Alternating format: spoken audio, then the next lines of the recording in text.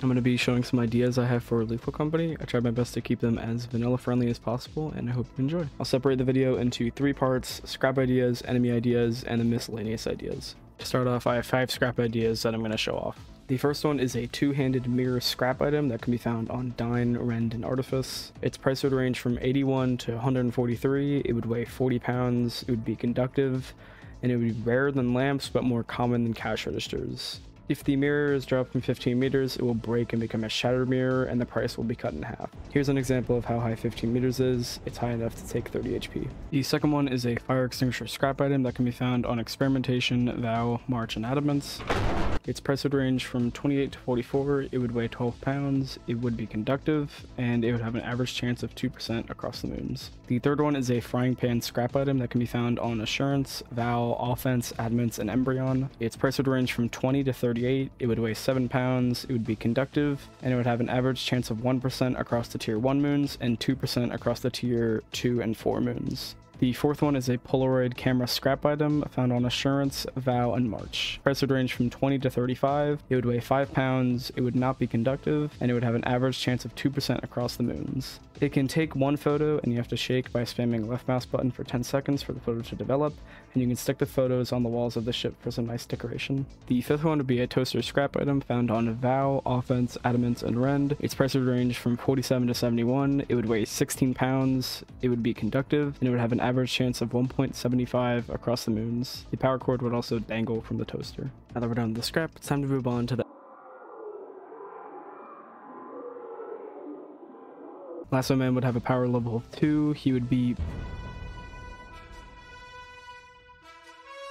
10 damage every 5 seconds. There would be a max count of 1. His door opening speed would be 0.3. His stun multiplier would be 0.5. His favorite moon would be Rend, and he can only spawn if the interior is a mansion. The way he works is he will grab a piece of scrap and drop it in a hallway with no lights. When the player gets near the loot or picks it up, he will come out of the dark, lasso the player up, and drag them away. While being dragged away, the player will keep their items but will drop whatever is in the first 2 slots of the player's inventory going left from right. The player will also be dealt damage until at 50 health. If the player is already at 50 health or lower than 50 health, they will be brought to critical injury. Once the player is brought to 50 or critical, he will keep dragging the player away for 4 to 8 seconds. They will be randomized until he will drop the player and run away. Alright, and on to the second enemy. Yeah, there is no second enemy. I couldn't really think of another enemy. Another enemy with like a unique unique mechanics. I couldn't really think of one. So all you get is Lasso Man. We're now going to move on to the miscellaneous ideas. These ideas I don't think would change the game too much, but it's the ideas that I would like to see the most in the game. Firstly, a new outside ambient enemy would be really cool to see, something like termites on the trees on forest moons or anthills on desert moons. Please let players be able to join after the game has already started. It's such a simple addition, and I don't know why it's already not a thing. Allowing turrets to damage enemies. Each bullet would do 2 HP to every enemy. Have the bunker spider be able to eat the man-eater when it's in baby form. So if the man-eater is within double distance the player has to be for the bunker spider to aggro onto the player, the bunker spider will go up to the man-eater and eat it. Because right now it's pretty annoying to deal with since one person has to babysit it and then someone else has to guard that person, since if the babysitter runs into literally any fucking enemy, the baby will begin to cry and it would be hard to calm the baby down with a thumper on your ass.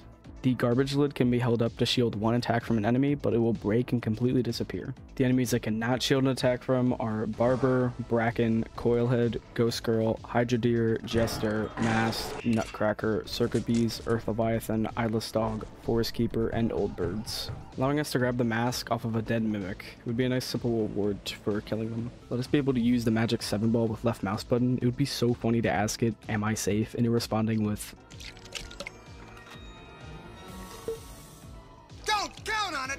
would make for some hilarious moments. Please make Mineshaft smaller. It is fucking massive right now, and whenever I see Mineshaft, I just go, oh, that's cool. Because holy fuck.